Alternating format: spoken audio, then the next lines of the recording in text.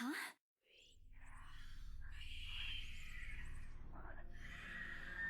I need that priest right now. Hello everyone and welcome back to the letter. Last time we were here, we were able to get money and all of our friends think we're kinda not all there, especially because we hit our head.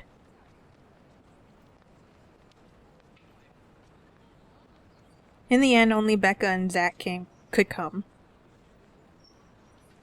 Ash, on the other hand, couldn't be reached. All of my calls went straight to his voicemail. He's at it again. Right here today, gone the next day. Oh well, his loss. We've agreed to meet at a nearby cafe, the same one I frequent with Becca because it's cheap and they give away free bread around closing time. I love me some free bread. Quaint, a little old-fashioned, though looks a wee bit out of place amidst the city's tall buildings, but we love it all the same. Much like its facade, the interior carries an antiquated charm to it. Vintage art pieces and a row of shelves boasting an extensive collection of book covers the walls. What is that picture of that weird little mouse? It would have been nice to hang out here for hours on end, but even on a weekend the place is still packed with people. Well, it sure doesn't look like it. Thankfully, Becca and Zach have already found seats and are engaged in some casual chatter when I arrive. It's strange seeing the two of them without Ash accompanying the other. They've never been particularly close. Sure, they talk when they meet, laugh at the same things when there's something funny, but there's a distance, the kind born purely out of differing interests. That, or Zach's simply afraid of Becca. It's not impossible. I won't blame him if he is. He might be the tallest in our group, but everyone knows that it means nothing against Becca's temper. Even I'm a little scared of her. Zach! Becca! Well, you seem to be in a better mood today. What happened? My god, that cash money, that's what happened. I know that smile, Belle. Come on, still. Don't rush me. Let's order food first, okay? A waitress comes by to take our order. On a normal day, me and Becca will order a hearty serving of their special vegetarian stovies. Zach takes anything with a good helping of meat, sausage, or potatoes in it. But today's a good day, great even. It's not wrong to indulge a little, right? Today's special. For the three of us. Even the person jotting down our order looks surprised at today's meal choice.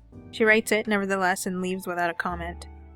Becca furrows her eyebrows, her mouth halfway open, ready to let loose what's likely a string of reprimands. Don't worry. It's my treat. The glare she sends my way reminds me of the one I received from Mama when I punched a kid bullying my younger brother 18 years ago. Naturally, I never did it again after she made me apologize the next day. But Becca's far from being my mom. A small sheepish grin is enough to turn that frown into a defeated sigh. Food arrives in the middle of a funny story from Zach, putting the rest of the conversation on hold, as we're each served our order. It isn't anything fancy. Pan-roasted sea bass with citrus asparagus and a portion of mashed potatoes on the side. Or at least that's what the daily specials board says. I don't like asparagus. And you know, even when a meal is served with mashed potatoes, I always want rice with it. I know it's probably not the best, but sometimes I just like eating my mashed potatoes with rice.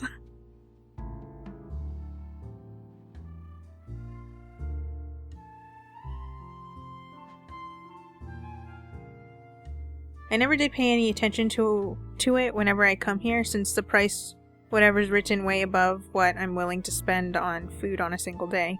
Since they price, I don't know what's wrong with me in reading today. Oh, good. I'm so hungry, I think I'm dying. You're always hungry. You got that right. Hey! Not all the time. Let me guess. You skipped breakfast again. Not on purpose. I may have overslept by a few seconds today. Right then. Stop stalling, Isabella. What's this about? Let us say, Rebecca. She wouldn't be inviting us out if it wasn't worth hearing out. Man, what? Why is your panties always in a twist? Like, you know we wouldn't be spending a bunch of money on food if we didn't have money. Like, Jesus. Well, we're waiting. I'm treating you guys to a once-in-a-century thing. An expectant grin breaks out on my face, except... I'm sorry, say that again. And this is important because... Becca only raises an eyebrow at me while Zach appears like he didn't get the punchline to another lame joke Ash made, and is desperately searching for someone to explain it. Oh bummer, maybe I should rephrase it. My instant noodle days are over, Ash is not here, so we should celebrate.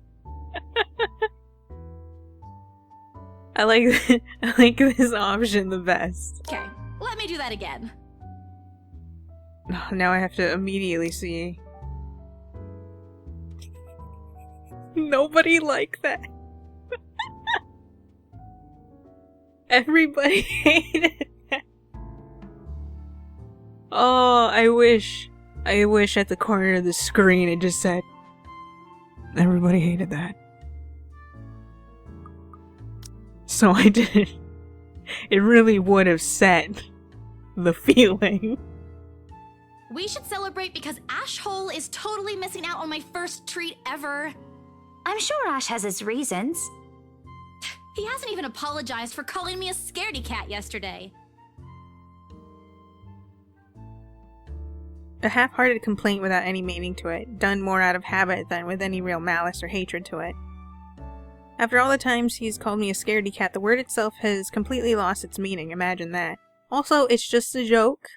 I don't know why you guys are so angry. Why you guys were so offended by the fact that I said this. Especially considering that he's bullied me more than I bullied him. There's disappointment, of course, in knowing he's off who knows where while we're having fun here. Sheesh, don't just disappear off the face of the planet without telling anyone. Well, if he's doing investigation stuff, then I guess. So, I mean, there's nothing you can do about that. Just rub it in his face that you got to eat some nice fish and potatoes. You aren't really upset about that, are you? No, not really. But it's his loss for missing this once-in-a-century event. He did seem to be in a hurry when we parted last night after the movie. Said he got a big lead on his case. Oh, yeah, he mentioned that. But you know how he is about his work. Everything except his unholy love for bad puns is a secret. He never mentioned those to me. You really upset about that? I ain't surprised. He's more tight-lipped with this one. Something about it being bigger than what they usually let him handle. Don't worry, Becca. I'll make him talk. It's not necessary. He'll talk when he wants. And if what Zach says is true, it's better if we keep our noses out of this. His job isn't exactly a walk in the park. We'll only get in the way if we pester him about it. Well, he better treat us to something other than ice cream once he solves that one. That's Scrooge. I don't know, I'm pretty simple. I won't mind ice cream. But that's not really why you asked us out, right? She gestures at our food with her hand as though it's something she's not willing to touch until I give her answers. I promised I'd treat you to a free lunch if the mansion got sold, yeah? Understanding dawns on her face. The bewildered look she's been sporting changes into something close to delight. You should have just told us. No need for all this fancy, secrety stuff. But it's more fun that way. It was supposed to be a surprise. I made a promise, didn't I? I wasn't expecting you'd really do it. Well, it's already here. If you don't want to eat it, I'll just... If you don't want your food, then I'll just take it. I began to gather their plates to my side, the food in each still untouched. A laugh almost escapes my mouth with the way Zach's expression quickly changes to disappointment. Oh no. You my boy, so you can have yours. Becca's hand interrupts me just as I'm about to pull her plate closer to me. No, please leave it, ma'am. We're simply humbled by your utmost generosity, considering you're as much of a Scrooge as Ashton. Don't compare me to him. He's the one who looks like he's about to have an episode whenever he has to spend more than £5. I honestly wish there's a way for you to see the look on your face when you haggle. Remind me to record it once. We have a reason. Haggle for them cup of noodles. I think it's something like this. She puffs her cheeks and furrows her brows in an imitation of how I supposedly appear. I don't look like that at all. Do I? She drops the act at the flat look I shoot her. Her laughter dies, but the playful gleam in her eyes remains as I slowly drag her plate closer to me. This means you're gonna be okay now, yeah? For a while. It just means we won't have to worry about paying for the treatment and the bills. But that's all that matters, right? I mean, we're not yet sure if the new medication will produce better results, but Mama and the doctor said Papa's responding well to the treatment. That's one reason to be hopeful. And with the money, I'm sure it's just a matter of time. Saying it this way sounds as if I'm trying to convince myself. But no matter what, I allow myself to smile, genuine and uninhibited. It's strange talking about this with other people, even those who have known you long enough. But today things simply feel a whole lot lighter with them here. Lunch passes in an enjoyable fashion. A laugh here, a playful jab there, but most of it is spent on catching up and telling stories about whatever's keeping us busy these days. Something we couldn't afford to do the day before, taking into account what had happened. Even Becca's surprisingly chatty. Is there something in the sea bass we ate? Zach, though, appears less energetic. While he's far from being the life of a party, he's definitely not the type to keep quiet in a conversation with his friends. Apart from a few inputs, he's been silent the entire time. If Becca notices, "Bro, have you been haunted also by the ghost?" Are you sure you're not feeling under the weather, Zachary? Huh? No, I'm okay. No worries, Rebecca. Doesn't sound okay to me. It's okay. I might be feeling a little bummed out today, but I'm sure this will pass. Is it about the reviews this morning? A pained expression crosses Zach's face, and almost immediately Becca retreats in her inquiry, as though the man's look is enough of an answer for her. I look between the two of them. Did I miss something? What happened this morning? Did I stumble on a big secret? This is why I don't like waking up late. You heard about those, huh? Sorry, I just happened to check on some sites this morning. Nah, it's a very sensitive topic in the first place. I should have expected it. What reviews? Becca glances at Zach, her motions unsure, eyes asking for his consent on the matter. Although there's a small desire to keep asking on my part, I don't dare voice it out. With Zach, it has always been better to wait, let him speak on his own. Becca too, to some extent, although with her, explosions of temper are more common. In the end, he simply answers with a shift of his shoulders, gesturing for her to go on with a tilt of his head. It's his movie. That doesn't explain anything. Stop dangling the information, Becca! Zachary, I'm not the one supposed to be telling her about this.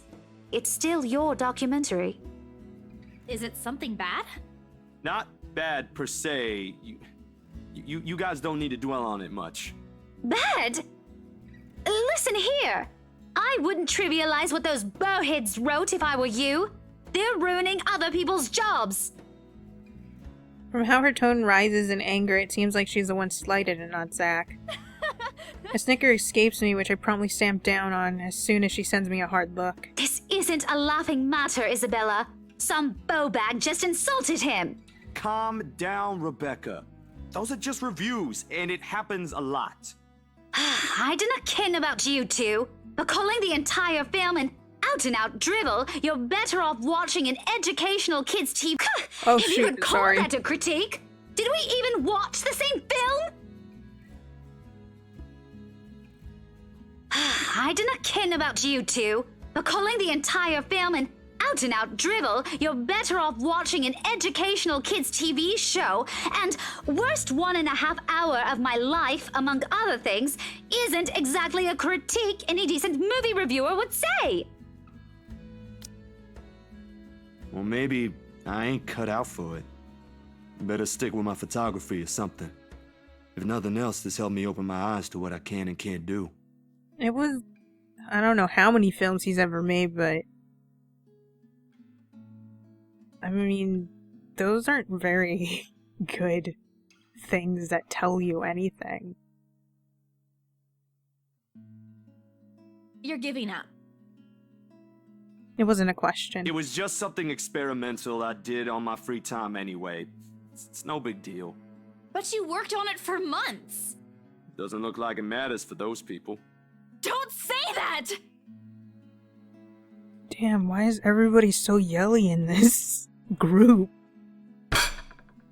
My palm strikes the table, sending the tableware on top, clinking against each other. I didn't even notice when I rose from my seat. But here I am, chest heaving, looking down at him in the same manner a teacher would at any unruly student.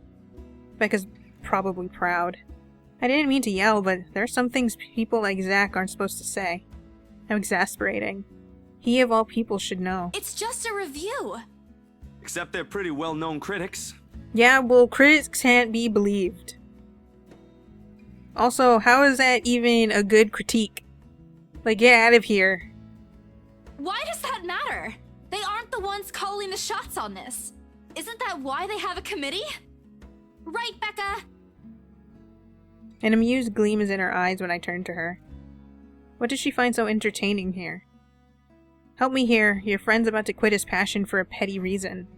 I haven't read what those people wrote about his work, but a few scathing words shouldn't be enough to discourage someone. I should know, after all. Failing means you're playing, Zach. Not that I'm saying it's bad. I've seen it from start to finish, and I know for myself what you created isn't something people should scoff at. I don't know anything about filming or photography. Hell, I don't have an inkling of artistry in me except for those doodles I make for class. But I know what I watched. Look at Isabella. It's not every day you see her all riled up like this. Whatever I'm about to say gets lost on my tongue, as a flush of embarrassment blooms across my face. It was a heat of the moment thing. And anyway, I'll be very angry with you if you quit. What about the exhibit? What exhibit? Classified information. Even if I bring you your favorite tonight? Nope, not a chance. Oh, come on! I thought we aren't supposed to have secrets. A burst of laughter comes from Zach. Thanks, you two.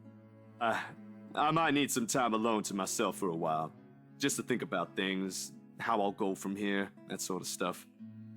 It's just, you just have to learn from what you did wrong. Like, why was it boring for those people and all that stuff? Also, I still think those really should... How can you be well known? I'm sure she probably just, like, summarized it, but still, it's stupid. Hey, I'm not quitting, Bella. Don't give me that face. There's no face at all. Only a poor imitation of puppy dog eyes, if you could call this one. Promise? I'll be damned if I break any promise I make to you guys. Besides, you're right. It's too early to say anything right now. Awards night ain't for another week. Speaking of promises, you have to promise not to die, so you can't break it. That's just how it's gonna be now. And that's all the answer I need from him. As sentimental as it sounds, there's fulfillment in knowing another person you know won't take the same path you've walked. It's not like it's over for me, though. I still have time. I can still come back. I do my own thing, do what I really want to do.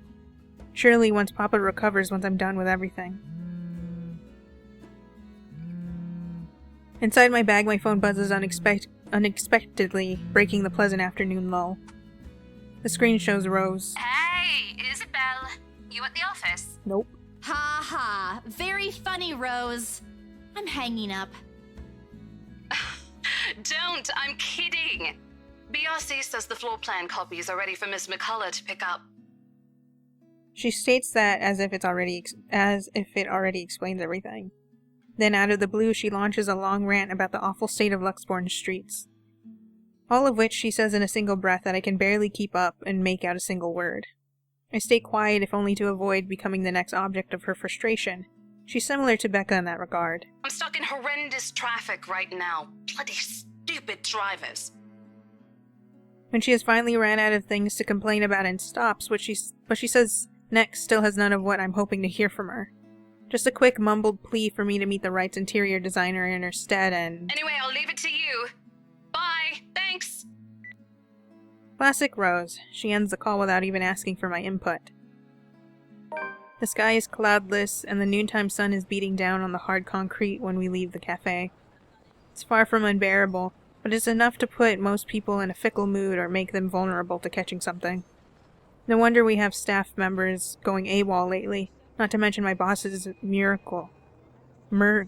mercurial moods. God damn it. You know, I wish looking up how to pronounce things in different languages was a lot easier.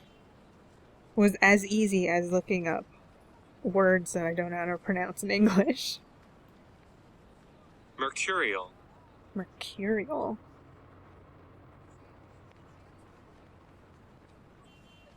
Subject to sudden or unpredictable changes of mood or mind.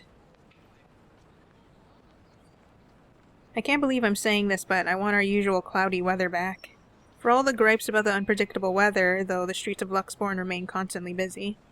The hurried tapping of shoes against the pavement and inane chatter coming from the lunchtime crowd fill the humid afternoon air. A small reminder of the things we still have to do, regardless of how much I want to return to the comfort of my bed. Back to Briar Realty for me, Zach to a meeting with a magazine publisher featuring luxury houses, and Becca to her lesson plans and books at home. But more than once I catch her sneaking a longing glance over something displayed on a shop window. Does she want to buy something? Maybe I can get it for her for Christmas. I turn my head at the last shop she checked out. A fleeting glimpse. The world stills. I see a ghost staring at me with big scary eyes. Oh! How did I know? She looks at me, eyes hollow, gaze piercing and boring into my very soul, like a set of chains to keep my whole body still. Bitch, move! I'm trying to see what to get my friend for Christmas. There are no shadows or whispers this time. Only a plea. A hum, low and distant. Indistinct. Compelling me, beckoning me, intent on dragging me to the void beyond the glass. I don't dare move. My heart hammers against my ribs, each beat, every thump screaming at me to look away and make a run for it. But I can't. I couldn't. All of my limbs feel heavy, while my own breathing strains in the face of her calls. Leave me alone. Her mouth is stretched in a grin, wide and unpleasant. The panic building in my chest forces me to take a tentative step back. I try not to stare at the decaying flesh, the blood streaming from the gaping wounds on her arm or her nailless fingers. I don't want this. Not like this. Not after I got what I want for Papa. No, stop. Leave me alone. Her face contorts and she lets out a wail sharp and utterly unforgiving. Rage. There's only hatred and bitterness, as if the very notion of turning away from her is an offense in itself. Please! I don't want this! Before I know it, I'm stumbling backwards, my own throat hoarse from the screams I didn't even notice already coming out of my mouth. The back of my feet catches on a loose stone, sending me sprawling on the ground. The resulting pain completely jolts me out of the haze blurring my mind. For a little while, my surroundings appear unfamiliar until Becca's face swims in my vision. The look of concern is on her face and her hands are gripping my arms tight. Even Zach appears beside himself with worry while he stands behind her, acting as a shield against a small crowd of onlookers already forming around us. What happened? Bella, you okay? My mouth opens and closes, but nothing comes out. The words refuse to form. On impulse, I sneak a swift glance at the display window. She's gone. Yet the foreboding feeling hasn't left me. My hands are shaking as I push myself off the ground, my weakened limbs relying solely on reflex and muscle memory. Something icy has made its home at the pit of my stomach.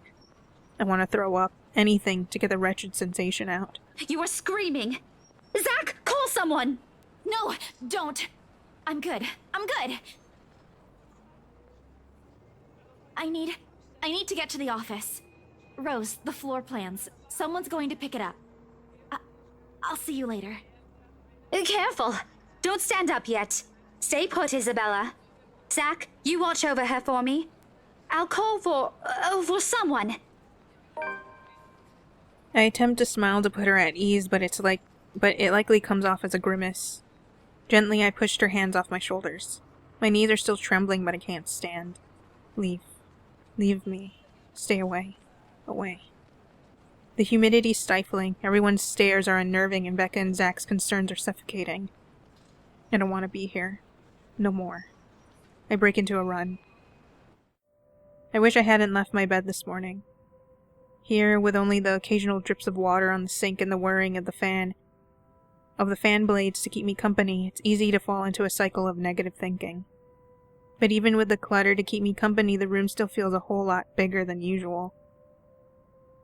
I hug my knees closer as the group passes by outside. Loud. So loud. If only there was a way to tune everything out, to keep my head from replaying every image, every sound of her. Her screams, her awkward gait, as she reaches me, her bone-chilling smile, her pleas for enough. That's enough. A shiver passes over me, though it's not from the hair still hanging damp against my back, nor the draft that enters the room from the windows I've left wide open. Wouldn't it be better for things to be loud than to have silence, because then you're going to end up just thinking about it and hearing it more? My gaze shifts over the letter sitting on the coffee table. Its edges flutter innocuously as the wind touches it. Funny how an ordinary-looking piece of paper can bring this much trouble. The impulse to throw it away or rip it to pieces is still there. I can easily do it, but after that, what? Will she leave me? What about those people who have already seen it? Will they be okay? This uncertainty gnaws at me, knowing that she's real and might also go after the people I care about. I just wish someone would listen. Believe me. The abrupt break in the silence nearly makes me jump out of my skin. Blindly, I fish out my phone from under the mess of papers and cushions where I've carelessly thrown it before taking a shower hours ago. Zach's name flashes brightly on the screen. Is he calling because of this afternoon? Frankly, it's the last thing I want to discuss, but I did leave the two of them without saying anything. Knowing Zach, I bet he's worried. Hey, Zach. Oh, good. I thought for sure you're not gonna pick up. Sorry, it took me a while to find my phone. No worries. You game tomorrow? I pause. I don't recall making plans with Zach for the weekend. Did I forget something? Remember that guy I told you about? Back in the movies? The, priest? For the blessing? Does it ring a bell? Oh, right. I did say that, but I didn't think he'd actually go through the trouble, especially after what happened with this film. Sometimes I forget how kind Zach can be. Yeah, I remember. Is he fine with it? My friend doesn't mind. We're lucky he's not busy. So, tomorrow, he'll meet us at the mansion. Wait, you're friends with a priest? Okay. Sorry for the trouble, Zach. Hey, no problem. I'm the one who suggested it to begin with. And, well, this afternoon you did surprise us. Never seen you scream like that. You scared the hell out of Rebecca. I guess I owe you a lot for this, huh? Nah, we're cool. You had us worried. But I know you'll tell us about it eventually. You know, I can't remember how long they've all known each other, but they kind of feel like not that close. I just want to make sure you're doing well. You left all of a sudden and you're not answering any of our calls. He's trying to get me to talk. Normally I tell him I'm fine, say a few simple reassurances to put their minds at ease. Now, no, nothing will form. I can't bring myself to say anything. He seems to have sensed my hesitation because he immediately changes the subject. Yeah, anyway, I gotta go. I left something on the stove before making this call. Just soup. But it'd be embarrassing if I burned soup. I doubt it. Ashton, on the other hand... Well, remind me to tell you about what he did with the pressure cooker next time. Oh, damn, it overflowed! Really need to get going. Bye, Bella. He hangs up before I can thank him. The busy tone, though muffled, echoes through the receiver. No one is saying this will work. Even I'm doubtful it will. You know what? I just remembered, aside for priests, we could find monks. like a shaman or something. We need people who write talismans. Just need a whole ton of talismans. Maybe even like the ropes that they have at I don't know where else aside from Japanese temples. Like really thick ropes that have all the stuff on it, you know, to have that. Though I don't think the rights would appreciate all of that stuff, but you know, just for a little bit. Just a little bit. Maybe put it on the attic for sure though.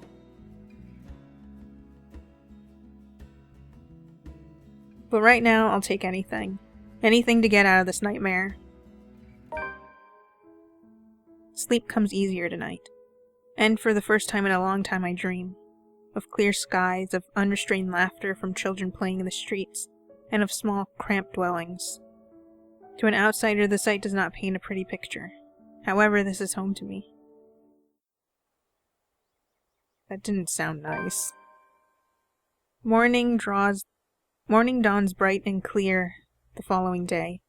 Although the air still feels muggy and I miss the chilly autumn weather, it's one of those rare weekends when I'm up even before my alarm rings.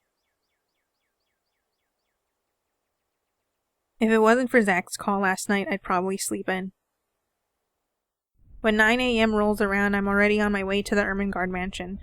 To think that I'd have to go back again, I'd be lying if I say I'm excited. I don't have to anymore. Rose happily gave me paperwork duty when I volunteered. We're on the last phase of the sale too. Well, almost. Papers to sign, documents to finalize, various other legalities to settle with the current owner and all that still. Never mind that its new owners want everything done within the week, when the process typically takes more than that. They want it done, we'll get it done. I really don't understand rich people. But money can do wonders. I won't be surprised if they'll be able to push the process just a little more, like what they did to secure the house. The point is, I'm under no obligation to return to the house anymore. Running is an option, of course. I can now move on to another property and forget everything. However, at the end of the day, it's always my conscience that wins. What if something happens to those who've seen the letter? Ash, Zach, Becca, Miss McCollough, the Wrights? The guilt will follow me to my grave. The mansion looms as we approach. Whispers welcoming me back, shadows calling. I hope this is the last time. They are engaged in a quiet conversation when I find them in the mansion's front gardens. But even with familiar company, it's impossible to feel at ease here. No matter who I'm with, the feeling of being watched is there, like the very place itself is aware of its trespassers. Zach, on the other hand, doesn't seem to notice. He simply doesn't care, or he simply doesn't care, or he's already used to it. I could never tell with him. Sometimes he's almost as hard to read as Ash. Almost. At least Zach doesn't ask for as much patience as dealing with Ash does, and that says plenty about him. Miracles of the two have ended up the best of friends. He waves at me as I approach, true to his promise. Zach has also brought his friend with him. Father Norman. Somehow I expected him to look older. Oh, don't be surprised. They say people who have found their calling are getting younger these days. Sorry, Father. I didn't mean to say that out loud. No offense taken. Though I admit I'm a bit surprised. I didn't think someone would ask this house to be blessed after all these years. You've heard of it, Father? In passing. The occasional rumors and talk by the locals, nothing new. You don't spend years serving the church here without hearing a random hearsay here and there. You never mentioned what you thought of those, Father. Ah, but he who goes down to the grave does not come up. He shall never return to his house, nor shall his place know him any more. But what I saw... May not be what you think. It depends entirely on what you mean by it. If you're talking about spirit beings, angels, demons, then yes. Are we talking about the spirits of people who have departed? The word makes it clear that once the deceased has left us, they are gone. That is untrue. Because I saw her more than once. Like 3 times, though I guess you could count the first 2 times as one meeting. But of course, I didn't come here to bore you with a lecture. No, it was enlightening, Father. Thank you. Just remember that a God who loves his children would never let them linger once the time comes. But that doesn't make sense because, like, what if he can't reach them? You know? Like, people who just don't understand and so they linger. Like, if they didn't realize they died. Or they don't want to move on. You know, the whole unfinished business thing. That's what my papa often tells me. Your father must be a good man. He raised you well, no doubt. Well then, shall we? Regardless of what it is, I'm sure the mansion's new owners would appreciate such sincere intentions. From a stranger, no less. I don't know about that. He lets Zach and I walk ahead. A relief. This way he won't see how tightly I'm clutching the straps of my bag. Father Norman's probably trying to put me at ease.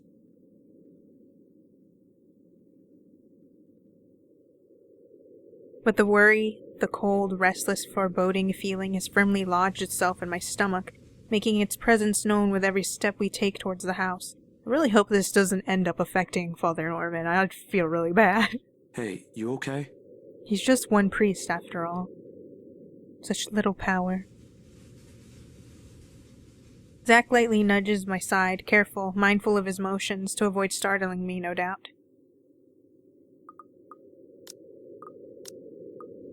Well, honestly, this place gives me the creeps. It's hard to lie when Zach gives you that look. It's just there. The kind that implores a silent appeal. I'm not sure if he's even doing it consciously. And honestly, just telling Zach, like, the truth, he seems like somebody who, like, understands, even if, like, he doesn't feel it.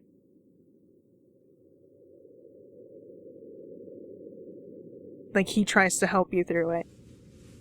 Another breeze blows and I try not to shiver, try not to listen to the voices that may or may not be there. Ugh, this place really gives me the creeps. It doesn't seem more than an ordinary house to me, though. Damn, I should have brought my camera with me. I saw a few areas that'd be good for a shoot. You think the new owners will allow it? Probably, honestly. They seem like they like to brag about what they have. Shh! What if you catch something? Or someone in one of the pictures? Then I steal their soul. It just means they want to be seen, doesn't it? Don't ask for it! It's not like we can stop them if they do. You're really not helping, Zach. All right, sorry. Don't worry. I don't think whatever's inside this house will do anything. I'm here, yeah? I'll take care of them. Or I think I can. You're not that scary, but thanks. I'll be sure to run behind you if I see one. Ridiculous talk, though the temporary reprieve it lends is more than welcome. He offers me a smile in return, the least he can do. And with a slight motion of his head, he gestures for us to move ahead, while my own fears are left forgotten for the time being.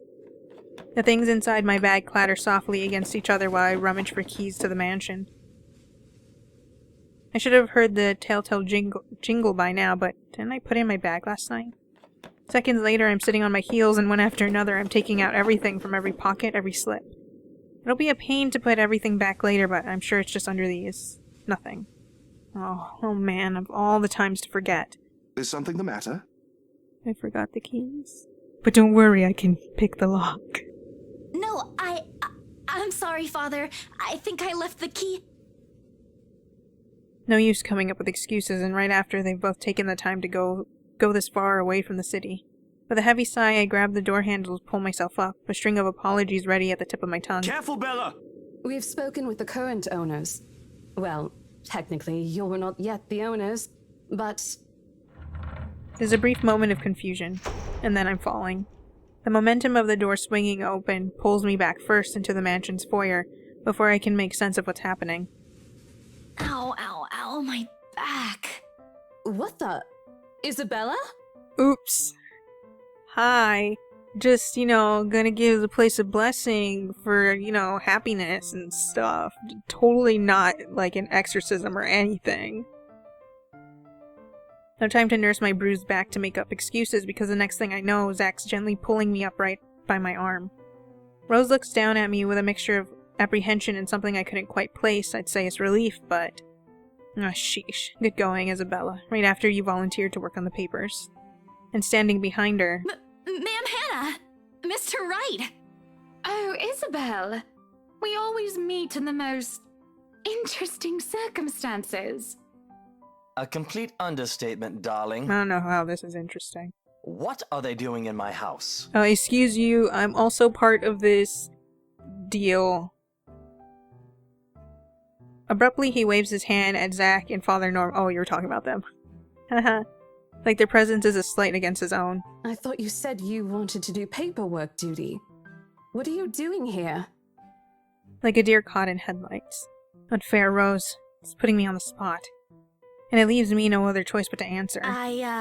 The reason why I'm here? Is to give a happiness blessing to the house, duh. Well, spit it out, Lily. We don't have all day. The hell did you just call me, bitch? I can take you. I'm just here to make sure everything is fine before you move in.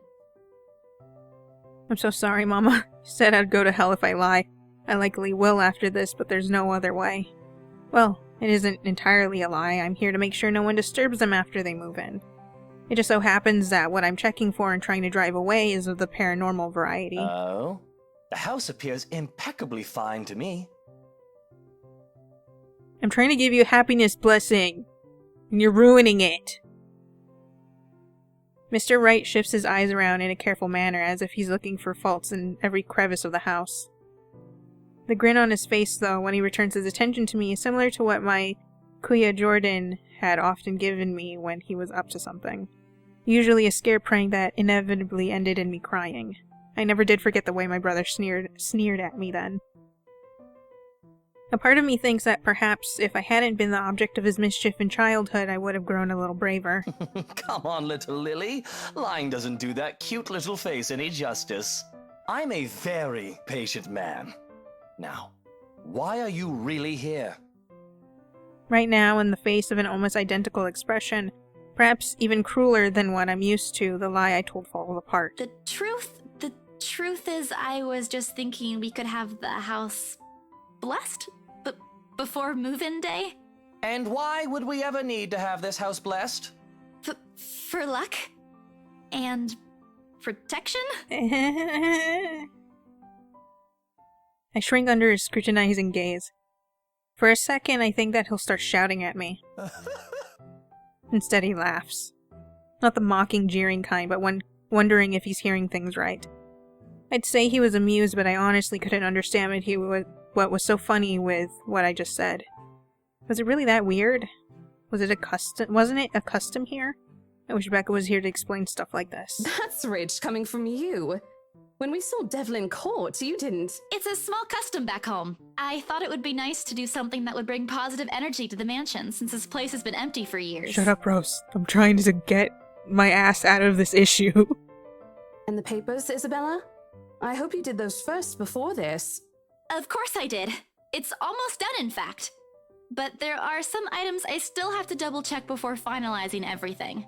You know I don't sign without a thorough inspection. And well, this is what this is for, too. I just thought it would be more efficient to do both at the same time. Here, I thought you didn't want to go back. A job is a job, Rose. Gotta do what you gotta do to make a living. Oh, well, if that's the case, then go ahead. Thank you, Mom Hannah. Once again, you're not on my sacrifice list, but your husband is still kind of on that. No need to be so hard on her, Rosie. I personally think it's a nice touch. I was actually thinking of the same thing, but you beat me to it. Darling, Buttercup, please. You know these things don't work. It's just the thought that counts, okay, Mr. Wright?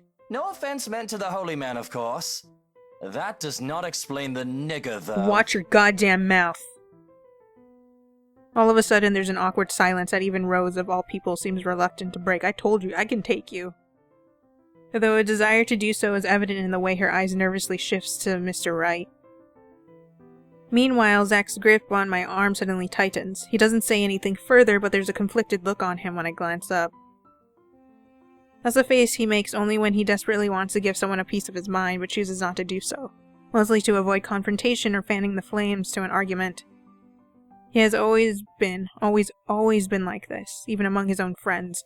He chooses to take a place-stating stance despite holding opinions of his own. Not that I won't say anything. I know Mr. Wright's a client, but You can't just say that in front of other people, in front of Zach no less. Are you, like, what year are you in, you stupid idiot? I will lock you in the wine cellar. If Ashton were here, I know he wouldn't stand for it, and neither do I. There was a reason why bullies back home never touched my younger brother again after I gave them a taste of their own medicine.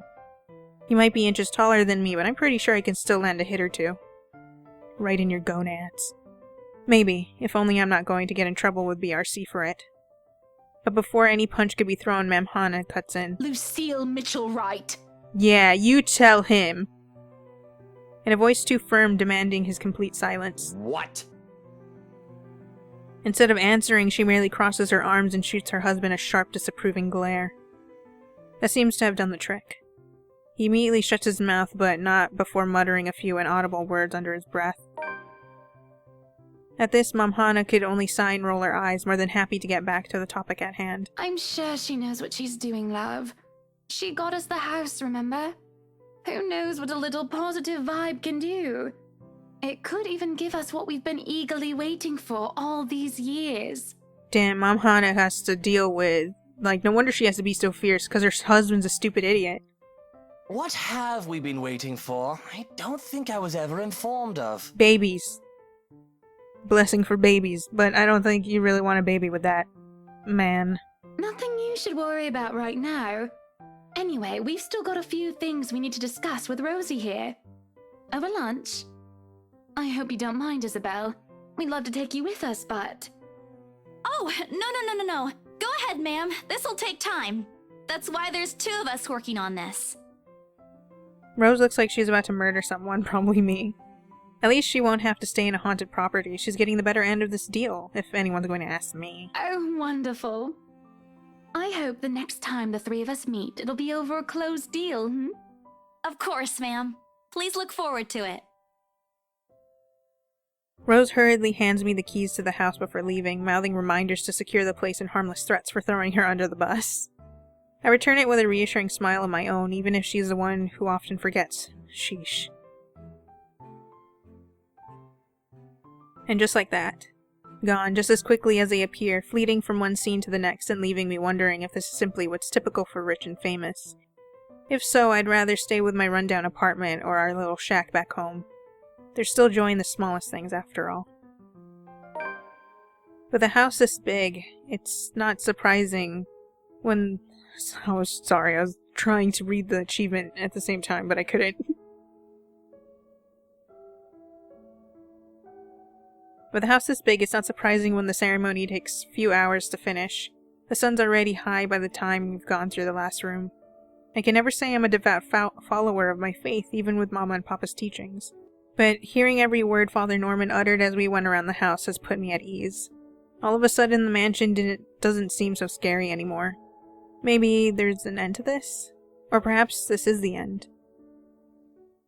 Father Norman bids us goodbye upon exiting the mansion grounds. He has business in the village nearby, he says. A minute gesture to reach out to the members of the parish every once in a while. Minute or minute, I never know every time that word comes up. It reminds me of a distant memory of helping hands and a few kind smiles that helped my family pull through when times were rough. But before he leaves... Isabella, a word before I go? Yes, sir. Zachary hasn't been really forthcoming with your situation, and it is something I understand it wasn't his to share. But whatever burdens you, know that it's not a permanent fixture in your life. Besides, you have people to bear it with. I bite back the harsh retorts before they come out, masking it with a smile as we wave the good priest off. His words, though meant to comfort, has only left a bitter taste in my mouth. And if they don't believe you, what am I to do? A hand lands briefly on my shoulders, taking me out of my thoughts before they take a sullen turn. But my smile doesn't quite reach my ears when I turn to him. Say, do you want to go somewhere? Ice cream? Right now? Where to? Anywhere in the city. I'll leave it up to you. Ice cream. Should I take his offer? Of course, he is my boy. It wouldn't hurt. I've got some stuff I need to buy. Groceries. And there's a shop I want to check. Is it real food this time? Maybe. Let me guess. Rebecca, She's just worried about you. Even I can't eat that much instant noodles. Think of it as a talent. Let's just go, Zach. I smile, a real one this time, devoid of any unpleasant thoughts. Regardless of what happened between us these past few days, I don't want to think harshly of them. Zach had me wait on a nearby bench upon arriving prior to going off somewhere. Is that a scientist and his family? He hasn't returned since, and it's been a good 20 minutes of being left alone entirely to my thoughts. In this weather, the city park gives off a lazier and more languid vibe than usual. Where children are usually seen running around and playing, there are now people lying, leaning back on their picnic blankets, simply enjoying the afternoon sun. The smell of food drifts from nearby carts, and if the wind blows in the right direction, one could catch a whiff of freshly trimmed grass. I'd gladly sleep on this bench if it wasn't waiting for anyone. Soon enough, I see his hulking figure running towards me, carrying a medium-sized box on one hand and casually waving the other at me. He's panting when he reaches my bench. Sweat drips profusely from his forehead, but there's a grin on his face. Sorry, the line was really long. Really long. You didn't have to run. Sit down first. Nah, I'm good. Didn't want to make you wait for these. I already know what's in the blue box before he opens it. Ah. Cinnamon rolls, all 6 of them topped with white cream cheese glaze. The very same one I bought after I sold my property. After I met Zach, Ash, and Becca. Funny how such a small thing could trigger a distant memory, no matter how mundane it is. I don't say no to free food, but why is he getting me these now? What for? He leans on the empty space beside me, wiping the sweat off his forehead before answering. An apology. And as thanks for yesterday and the other day. You don't have to buy me anything, Zach. You were upset. You haven't been yourself recently, and people kind of miss that, you know? Are you just saying that, or... No, really. Rebecca told me. You know how she is. Ashton, too. Ashton was an ass. He should have been named Ashhole instead. He went a little overboard, yeah. I can talk to him if you want. He'll still tease me about it, even if it's Rebecca telling him to stop. Besides, I can handle him. You always do. And yesterday, when you talked me through my little slump, I thought, hey, I want our old Isabella back. Are you still upset? There are times when I wish Zach had been my big brother, or Becca, my older sister. Maybe life would have been a little easier then. Maybe Papa wouldn't be as sick as he is. Maybe. Maybe I wouldn't be alone here. But then again, if they are what I wish them to be, I wouldn't be here. I wouldn't have met Ash, too. Life back home is tough, but for all that I wouldn't change it for one selfish wish. In this city of 68,000 people, I have people I can depend on, 3 of them in fact. When you think about it, when you compare the numbers to the odds of finding someone like them amidst the sea of nameless people, I'm lucky. Thanks a lot for today, Zach. You didn't have to, but you did. I can always count on you.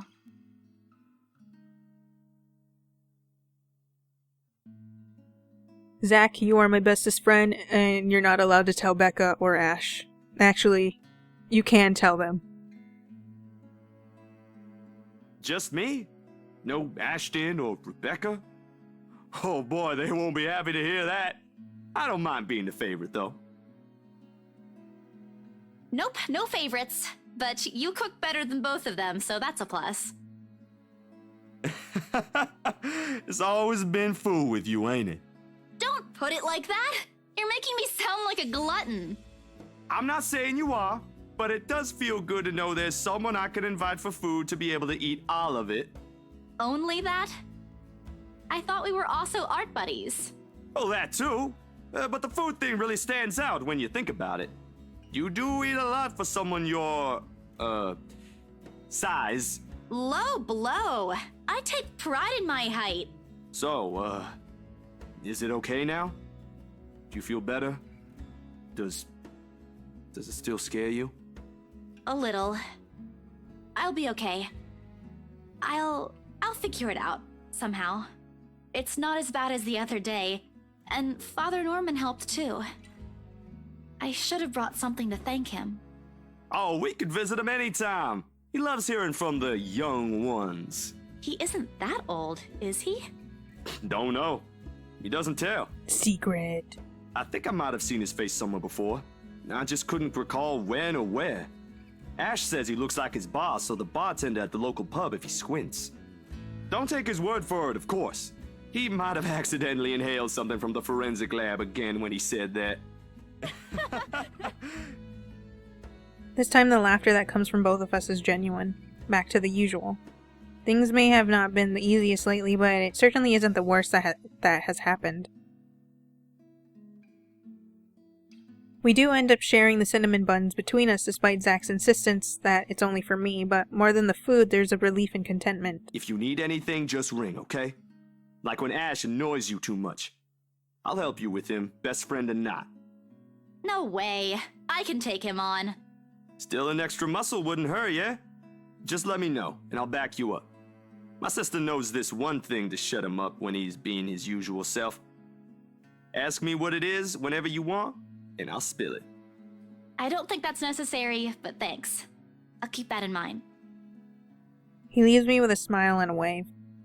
Off to some new gig again. As for me, we still need to talk, Becca, Ash, and I. Put petty arguments aside like the adults we all are. This, however, is a start, no matter how small it may be. I just hope I can keep them safe. A light wind blows again, sending dried leaves swirling and the distinct smell of earth into the air. For the first time, the sunlight feels less harsh. Maybe a walk is good. I need to visit the grocery store too. Come to think of it, wasn't there an art store that opened recently near the park? The cat's name is Beruthiel? Or at least that's what its collar says.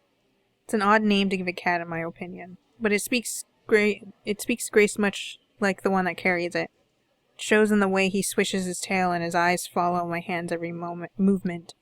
I'm not sure what he finds fascinating in me, to be honest. I wasn't the very picture of grace when he found me, after all. It was a bad idea carrying 2 heavy bags of newly bought art materials and groceries without help or a sure ride home. In hindsight, perhaps I shouldn't have bought all these at the same time. I didn't even make it past the park. And I'm suffering underneath the glaring afternoon sun, hunched up on a park bench and drenched in sweat, in the company of a cat curiously watching my every movement. I hope it stays where it is. It's just a black cat, but back at home they're considered ill omens. Don't look at me like that. I can act graceful as well if I want to. Not that I've ever acted graceful in my life, of course. Growing up with rowdy younger brothers and a sister does that. Or maybe it's the opposite. Mama used to call me a little troublemaker before. Well, graceful or not, there's no moping. A short breather and then I'm off home. Besides, it isn't like the company is bad, even if it's a cat, as long as it doesn't bite or crosses my path. Well, where's your owner, anyway? He has one, doesn't he, an owner? That's what the collar's for, isn't it? A bandage is wrapped on one of his paws, though. I wonder what happened to it. Did he run away? Well, if you don't have one, I won't be able to take you in. My apartment doesn't allow pets. I tried to bring one home before, a cat. Not black, of course.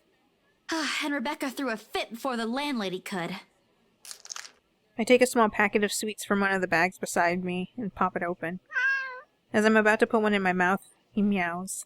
My hand stops. Do you want one?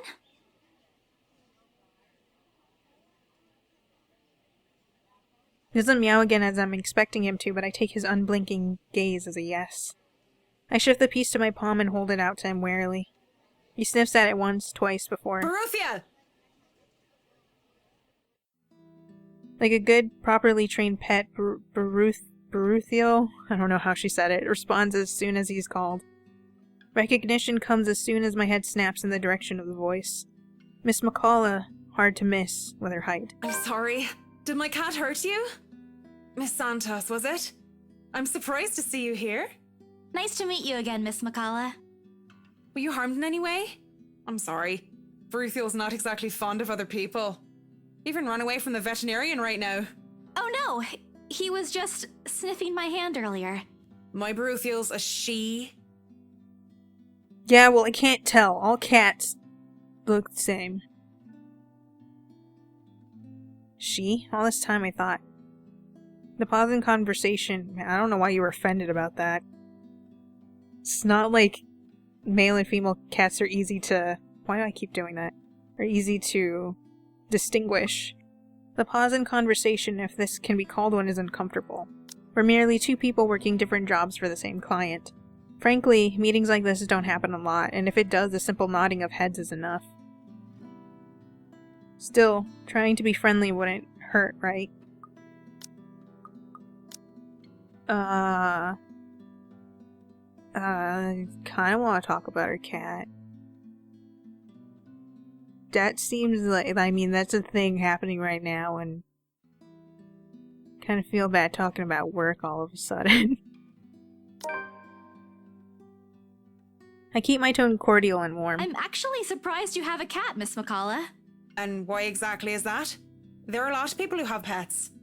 Yeah, but not a black one. I'm amazed you're taking care of one. I don't understand what you're trying to get at. Is there a problem with my cat? Superstition, baby. No, not at all. She's very sweet. Just in other cultures, aren't they a sign of bad luck? Back at home it is. My grandmother used to tell me stories about it, and... Nothing has happened to me so far. Displeasure is evident on her face. Well, this is not the conversation that I wish we were having. Should have just talked about work. Of course, I've forgotten that other people, black cats are an omen of good luck. There you go again, running your mouth off, Isabella. I rack my brain for a way to remedy the situation, but she holds out a hand. This is a good place to stop and end this conversation, don't you think so?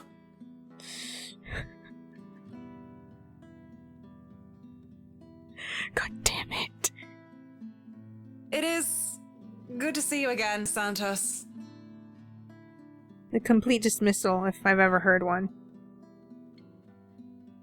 I watch her as she leaves, though she stops shortly before crossing the threshold separating the park and the street. She faces me again, looking like there's something she's forgotten to say. By the way, about the Ermengarde mansion, with my clients, it's the rights, I mean, I hope you don't mind me asking, but has the deal been finalized? There's still a few papers they need, but the house is more or less theirs now. Ah, thank you. That's all I needed to know. Wait, about the mansion.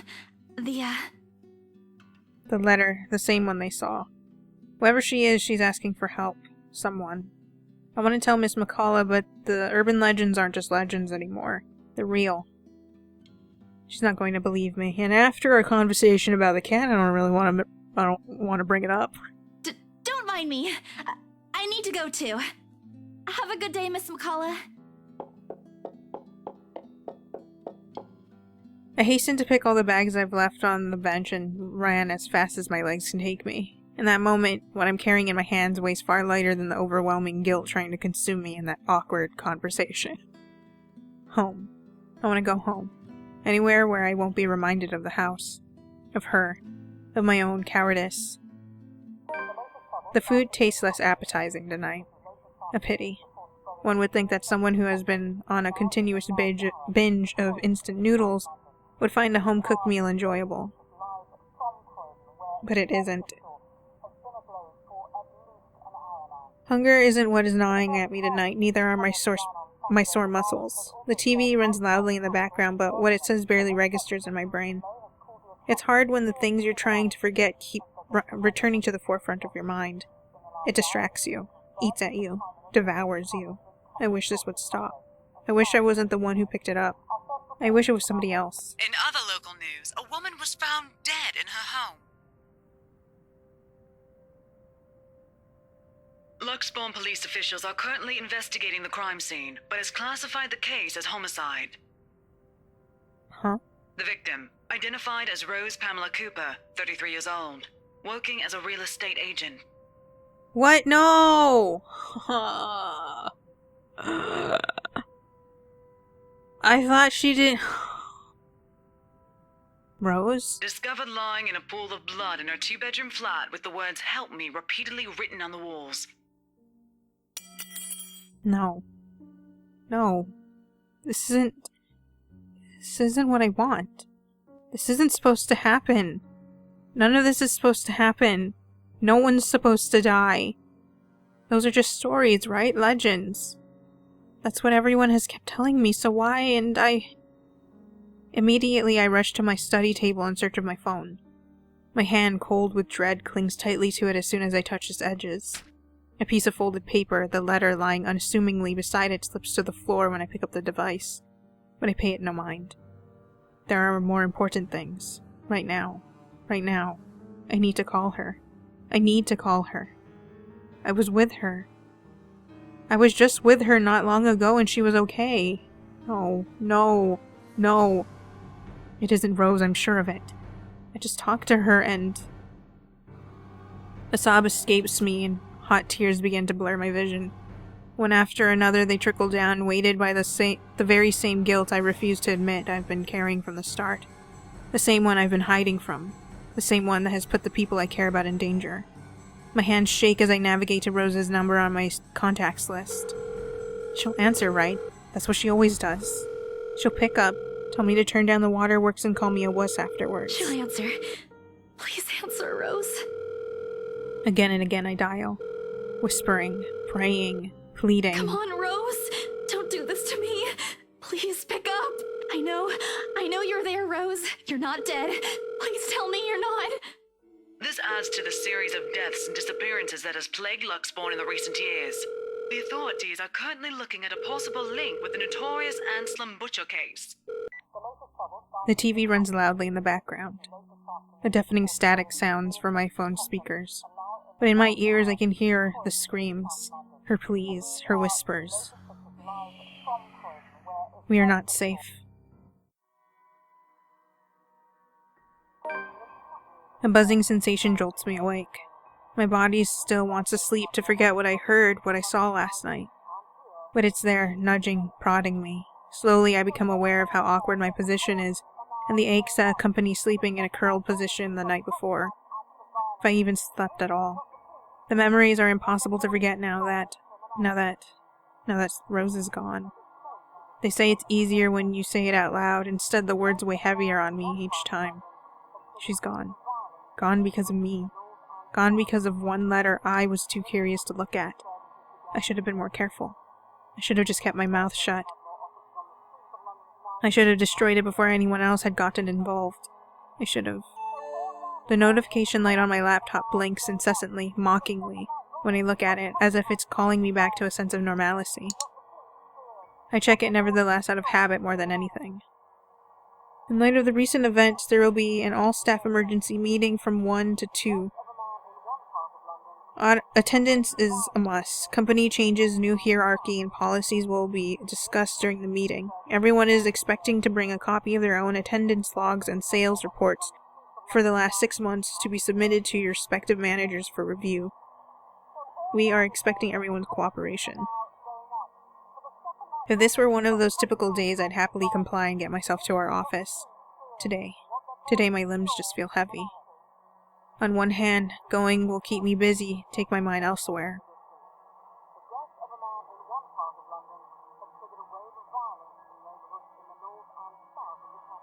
On the other, the place in itself is a stark reminder of what my own fears have cost me. I should just...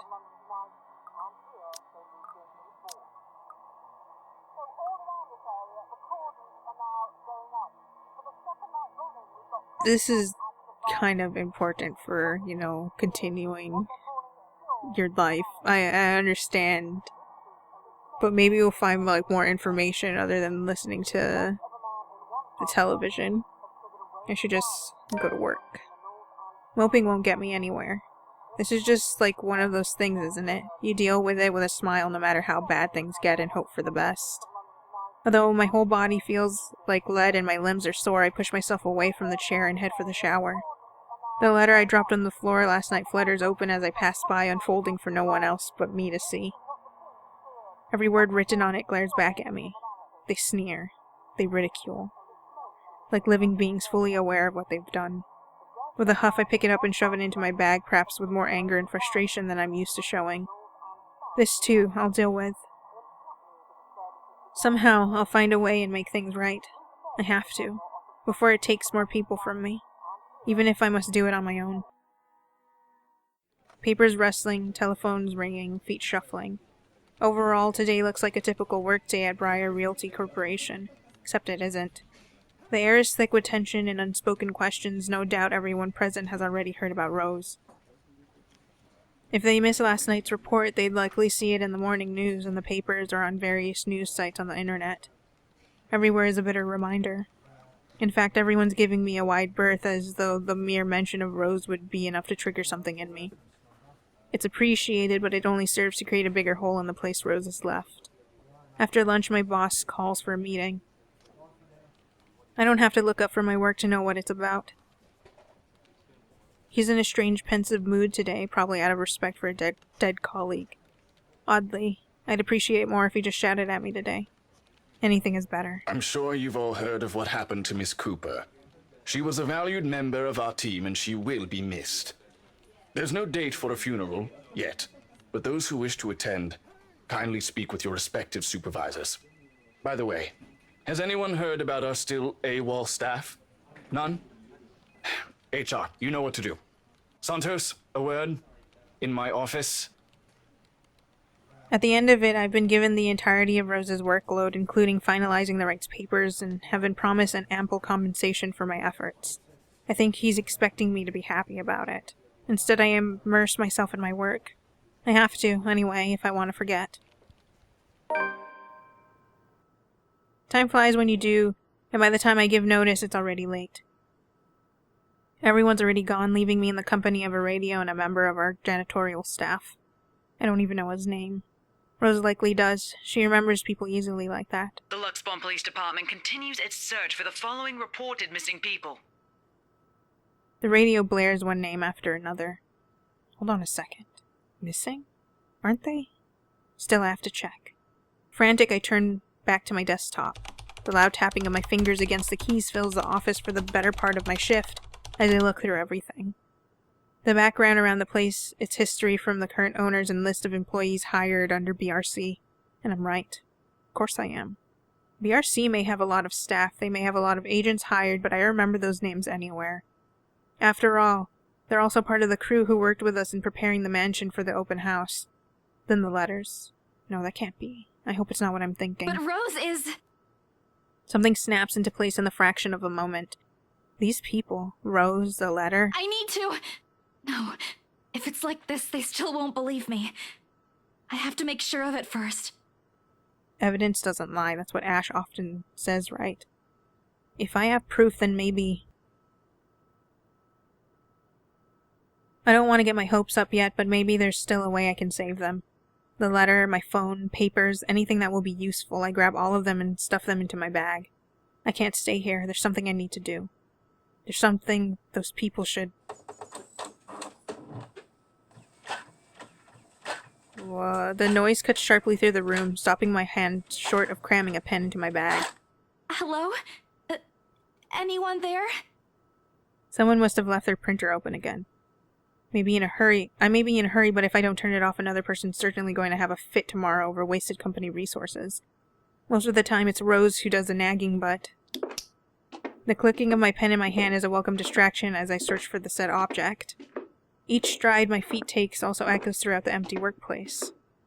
I've lost sight of the janitor minutes ago, and with me being the only one left, the tapping of my feet against the wooden floor is something I soon learned to appreciate. It doesn't take me long to find it. By the time I turn it off, 5 pages are already strewn about on the ground, the paper tray having also been left ajar. Sighing, I pick each of them up to put someplace proper. But the page that greets me next makes my blood run cold. The chill that makes its way up my spine is as numbing as that day in the attic. The sheet crinkles under my tense grip. All I can hear is my breathing as it rasps through my gritted teeth. But before I can even gather myself, take the first steps out of here, total darkness suddenly envelops me. No! I can do that too! And as if hearing every horrid thought running inside my head right now, something snaps. A soft creak grating through the thin veil of stillness that has descended in the room. Oh, fucking hell, damn it. Every muscle, every bone in my body goes rigid at the sound. Familiar. So familiar now. Yet my own treacherous curiosity still presses me to take a careful peek under the cubicle's wall. Ooh, baby, I don't like the way she moves. It's her. Standing in the only exit of the office, albeit facing away from me. She doesn't even need to turn around for me to know it's the same misshapen face, tattered clothes and unsightly gait. The same person in the attic. I take a step back, the pen I'm holding slips from my hand and... Ooh, fuck! Her head turns! Ooh, bitch! No! No, no, no! A scream almost escapes my mouth and I duck under my table as quickly as I can. My heart is pounding hard against my chest. I can hear the bone-chilling sounds of her walk, the weird clicking that follows her, and telltale squelch of something wet as she walks towards me. Nearer and nearer. The sounds are slowly getting louder. The only thing keeping the whimper from escaping me is my hand as it covers my mouth. Someone please save me. Anyone. I close my eyes, muttering a continuous stream of prayers, all while attempting to steady my own breathing. Please, please don't let her hear me. What? Use spacebar to point... Use the stop pointer at the right time.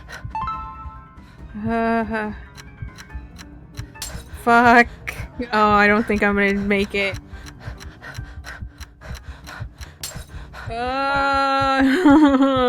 No.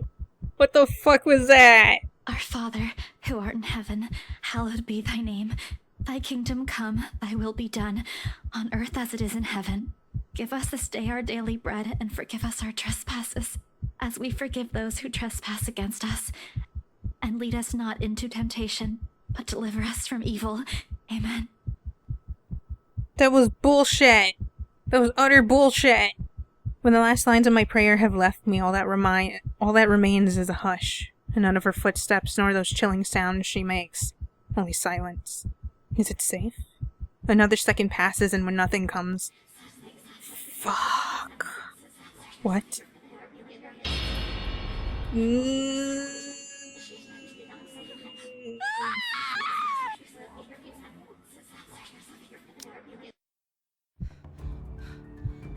Please don't let her hear me.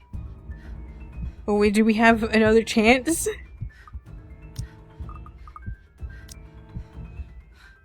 Please don't let her hear me. Oh, god damn it, I hate this so much.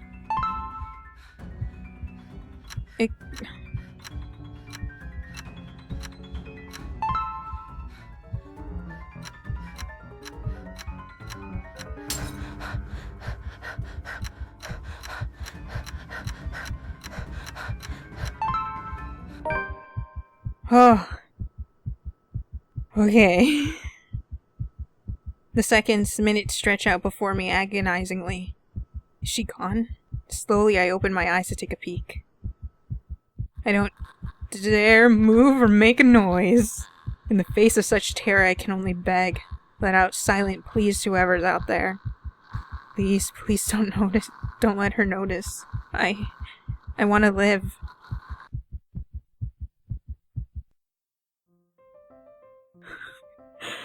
Oh my god. I thought I was a goner. Oh, because that whole thing was utter bullshit. I don't even know how I was even able to do the third time. Jesus Christ. We're gonna stop here. Man, time really flies by when I play this game. Oh, this is Hana's stuff. Just looking at... I like how Isabel and Ashton are really low down. But I want to look at Isabel's. Man, Marianne was up there, and I fucked up because I talked about her cat, and she got offended as shit. At least, despite when I made fun of Ash not being there for food time, it wasn't that bad with Zach. Zach is now actually my best friend. Oh.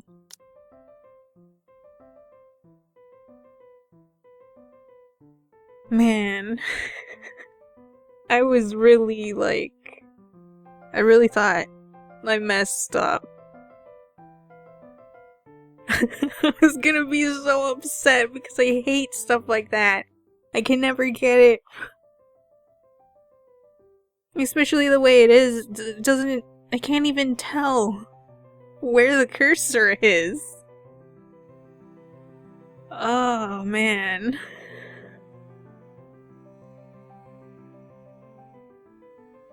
I'm so glad that there was a second chance. I don't know if you could keep doing it until you get it right, or it's one of those, like, they'll give you, like, 3 chances, and if you fuck it up, you're screwed. But whatever, we got a second time. So, we're gonna be in Hana's POV, which may be interesting. Anyways, I hope that you guys enjoyed this one, and I hope to see you guys in the next one. Catch you guys later, and I hope none of you have nightmares.